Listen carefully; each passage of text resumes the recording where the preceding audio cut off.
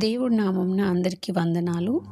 దేవుడు మనకి ఈరోజు ఇస్తున్న వాగ్దానం ఏంటంటే, ఒంటరి అయిన వాడు 1000 మంది అగును, ఎన్నిక లేనివాడు బలమైన జనమగును. యెహోవానగు నేను తగిన కాలమున ఈ కార్యమును త్వరపెట్టుదును. యెషయా 60:22.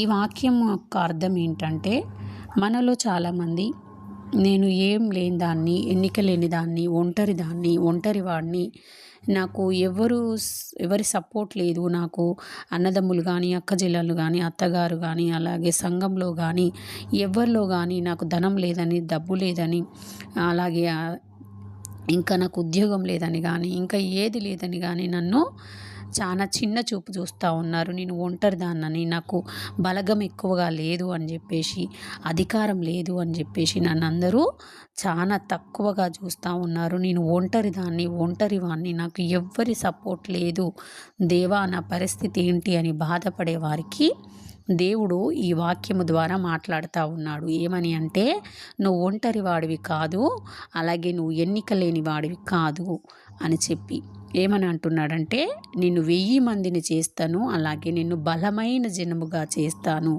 కానీ ఎప్పుడు తగ్గిన కాలమున ఈ కార్యాలన్నీ నేను చేస్తాను.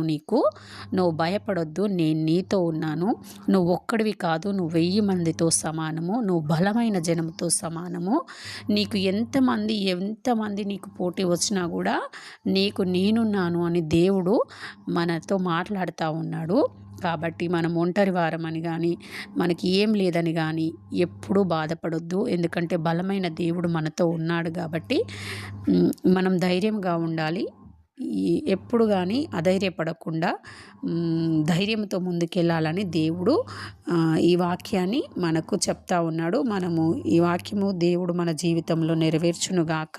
ఆమేన్.